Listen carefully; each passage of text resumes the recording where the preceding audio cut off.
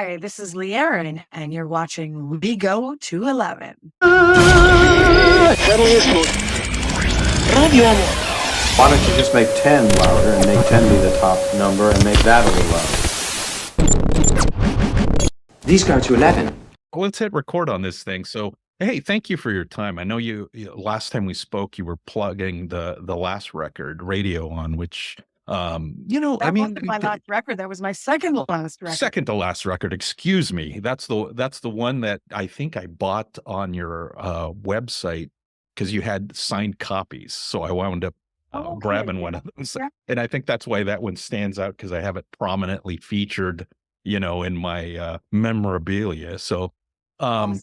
But so you have a covers record of all things. So tell me about that one. Tattoo Me comes out April 26th. So set this up for us. Why a covers record at this point in time?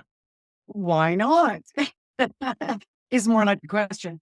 Well, because, I believe Elevate, which was my last studio album, came out in December of 2022. Right. I don't know, I've pretty done like 15, 16 original albums in my life. I've done a Christmas record. I did a live album. I have a couple of best ofs. I think in the chronological history, I think this is about my 19th. And we would just, I'm working with a wonderful team of creative individuals. They're in my band, of course. I got Dave Ryan on bass, John Cody on the drums, who's also my husband, Sean Kelly, and we've just really accomplished a lot in the last decade we've been working together. And we were on the Monsters of Rock cruise last year. We were having dinner one night, and I'm like, okay, guys, what are we going to do for our next fun adventure? What are we going to do? And somehow, I don't even remember who, maybe it was Sean, floated the idea of, so what if we do like a real groovy covers record of like songs that have influenced us and things that are a little off the beaten path, things people wouldn't expect, rather than making it really predictable. And I was like, that sounds like a really cool idea. And, contrary to popular belief, there is a bit of an art to doing a covers record of taking someone else's material and interpreting it and trying to take ownership with it and make it your own. And I'd never done a full covers. I've done the odd cover here and there of songs that I liked, but I've never actually done a full covers record. And we just thought this would be a really fun challenge. And I'm really happy with the result. I think it was really, I think it turned out great and was really fun to do. And yeah. I'm out of curiosity. I mean, what was the list? How many songs did you have that could have potentially been on this record? Like, did you guys each come up with a handful of songs, or how did you go about doing that? So, yeah, a lot of songs got floated, but and not to sound like, the controlling boss lady or anything like that, but ultimately I'm the artist that has to sing them. Right. So it had to be something that, resonated with me subject matter wise. It also had to be something that I felt I could do a reasonably decent job on singing. So a lot of songs came across the table, and I considered some, and I was just like, this is kind of like testosterone pumped 80s. It's just not really, it's not working for me. Right. And there were, it's funny, one of the questions I've been asked by a few people is, why didn't you just do like a bunch of 80s tunes? Like when you were popular, I'm like, because I've been there, done that, lived it, was it, ate it, breathed it. I was, kind of representative of quintessential 80s. And so it was far more challenging and fun for me to go back and revisit songs that were influential to me when I was young, as well as cover a few things that, like I didn't stop being influenced by music when I was 20. So there's lots of things that I've fallen in love with in the 90s into the 2000s. And we just thought that would be a funner challenge. Yeah. Right. And, I like the fact that you did even it up, because, the obvious would be doing Barracuda. Was Barracuda ever in the mix, or did you instantly gravitate more towards Even It Up? Well, again, I've said this before, but um, no secret, the opening riff, of Barracuda, the dun dun dun dun, Hmm. is Metal Queen, dun dun dun Right. dun dun. Right. So no secret, you're going to steal from the best. And if there would be no Metal Queen if there wasn't a Barracuda. But Hmm. the truth is, you go to YouTube and you can see 150 girls Hmm. doing a cover of Barracuda on YouTube, taping themselves. And so it's not as though if I did Barracuda, it would have been something blazing and original. And then at one point, I was looking at doing Magic Man Oh, because yeah. my idea for that song would have been to almost do like a Nine Inch Nails, almost a Oh, heavy wow. industrial approach to that tune. Right.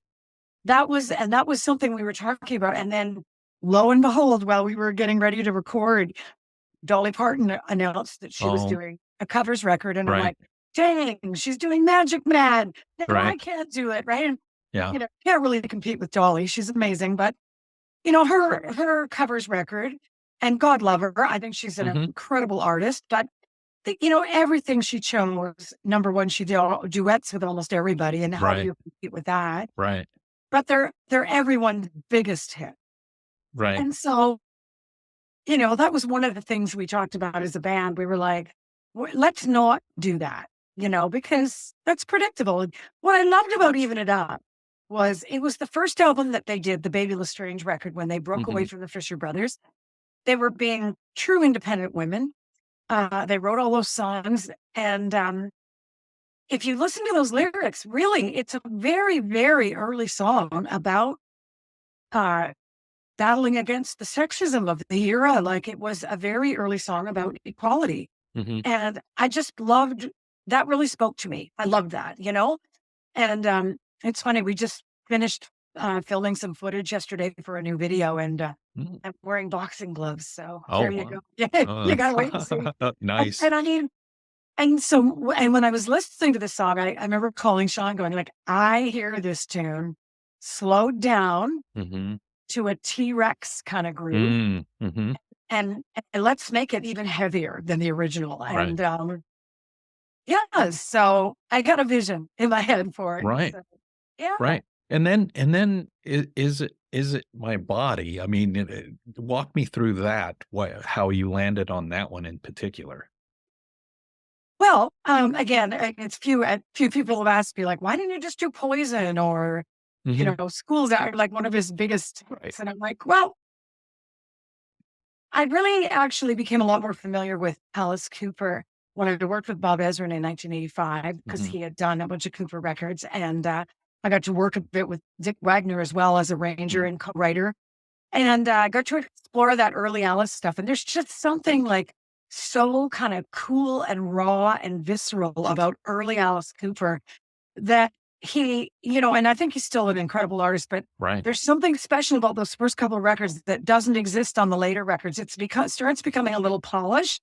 Hmm. And so we discussed, I said, let's go back and like unearth something, from that real raw version of Alice. And my husband actually was the one who suggested, he Ah, said, it would be kind of funny if you did Is It My Body sure. as a question, when What Should Do to My Body was one of your Right. biggest hits. So there's supposed to be an element of irony there. Right. Right. Oh, Yeah, what is your favorite Cooper record? I'm out of curiosity. that's a really hard question.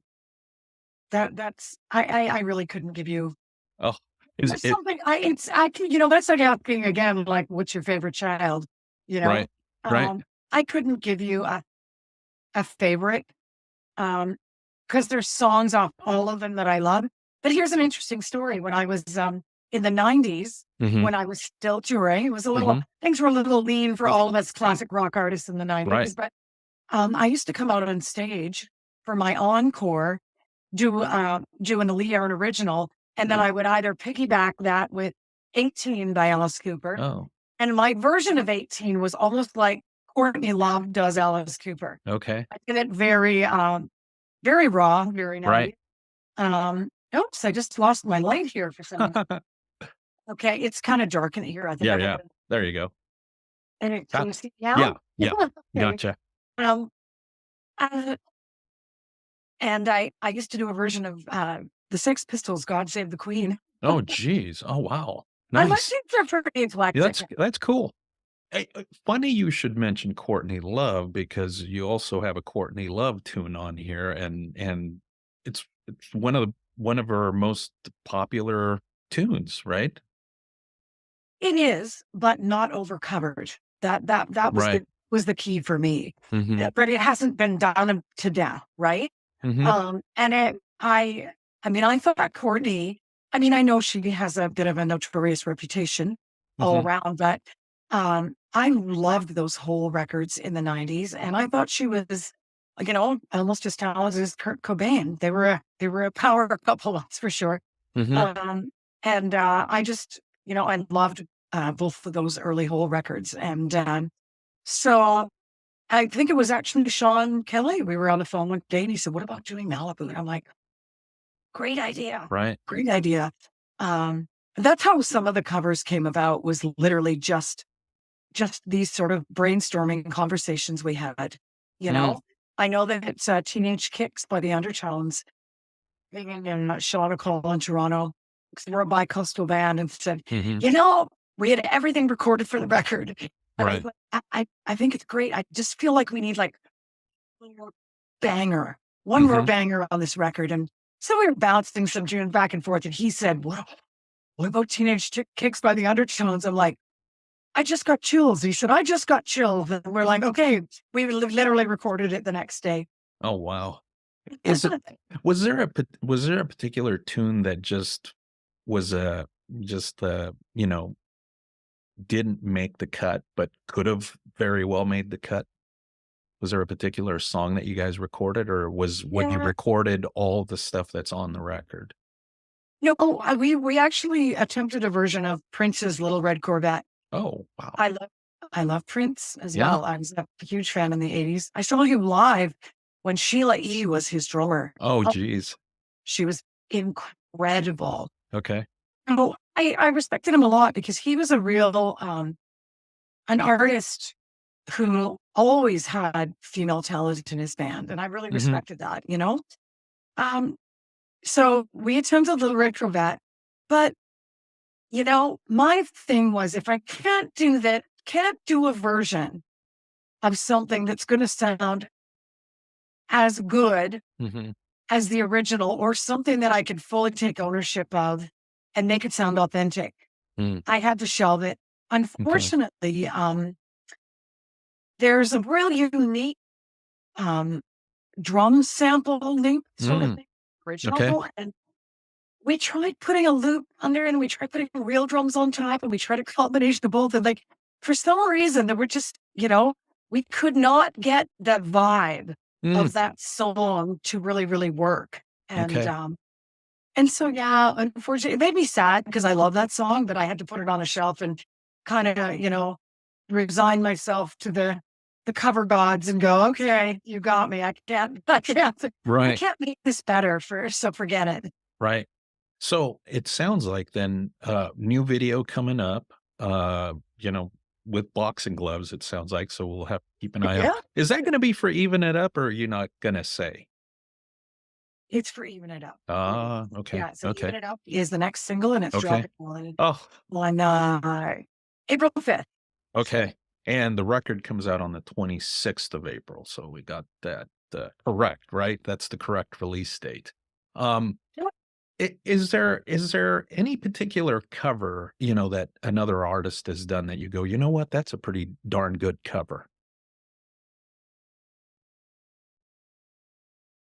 that's kind of thrown I taken mean, through. one that comes to mind to me is like American Woman, Lenny Kravitz, Oh, wow. is like Yeah. one that's just really, wow. It's kind of like you said, you try to make it as good as the original, if not better at times. Well, he Lenny Kravitz it. You know what I mean? Mhm.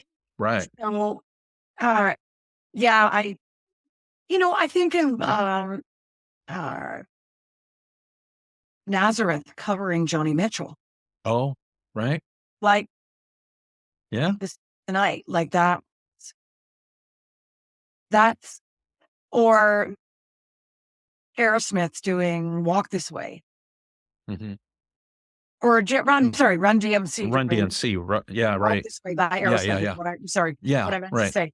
Right. Like, so, like artists that have taken songs and truly, truly, um, you know, Hmm.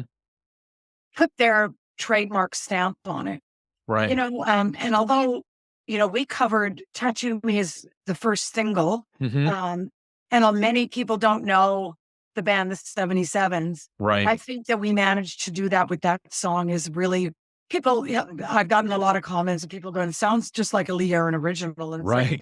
It because it's does. supposed to. Right. Which is interesting because you bring that up because I wasn't familiar with them, but then you do a YouTube search and you find some footage and you're like, oh, okay, this is where I think cover records are a good way to discover or rediscover in some cases some of the stuff that you grew up listening to. You're probably familiar with the band Took, right? Right.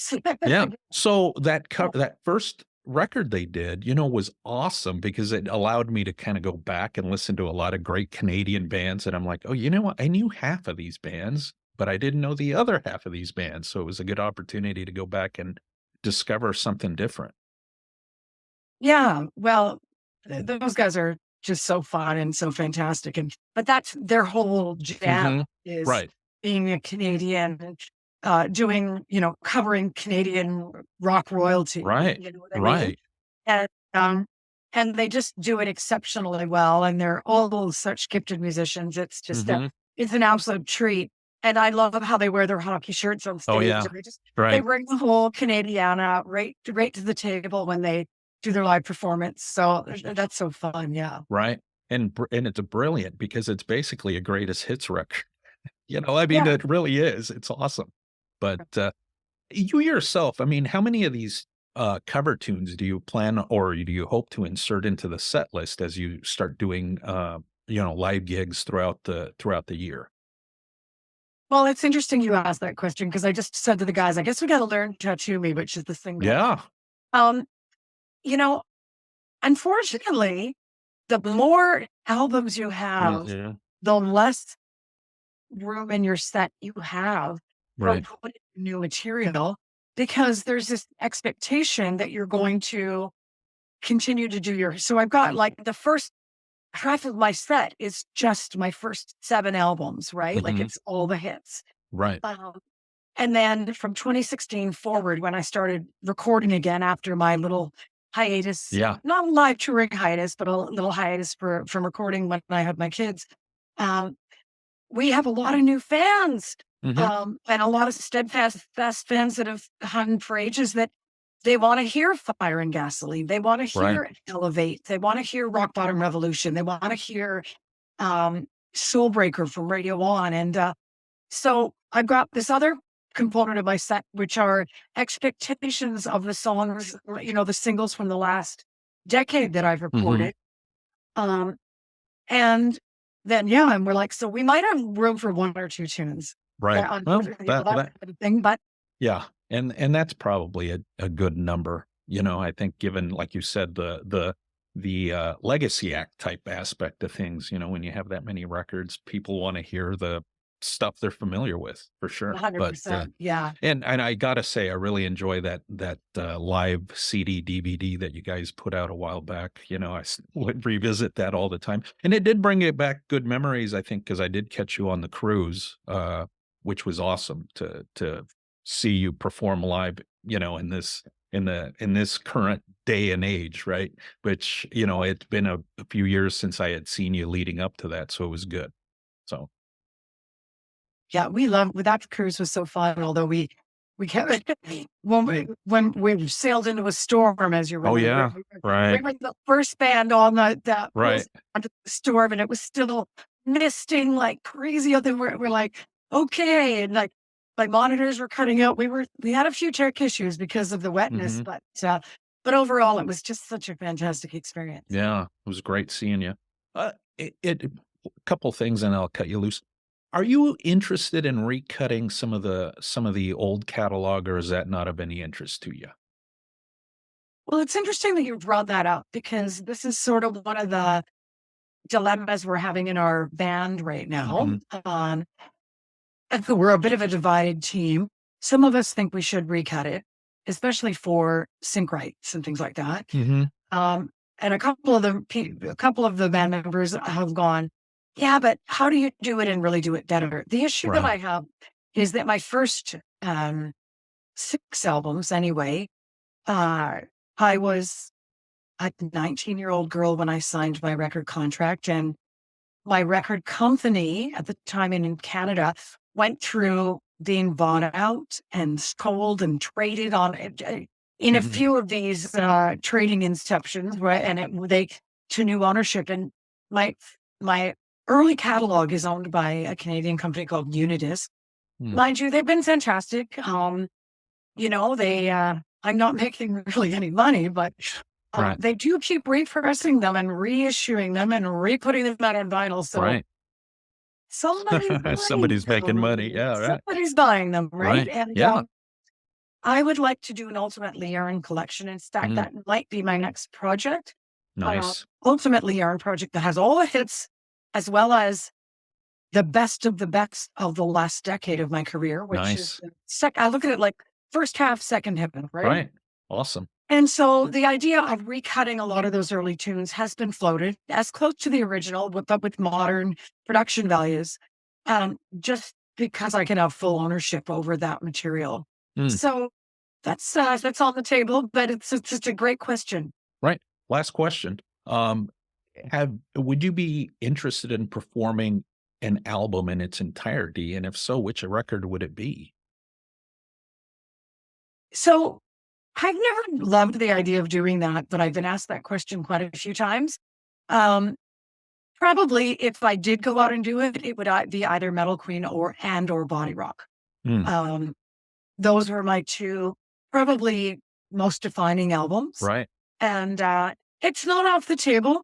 I'm doing a special show in Switzerland I'm headlining at the U Rock Festival Nice. in November, and they've asked me to come back and play a special set that features Metal Queen material.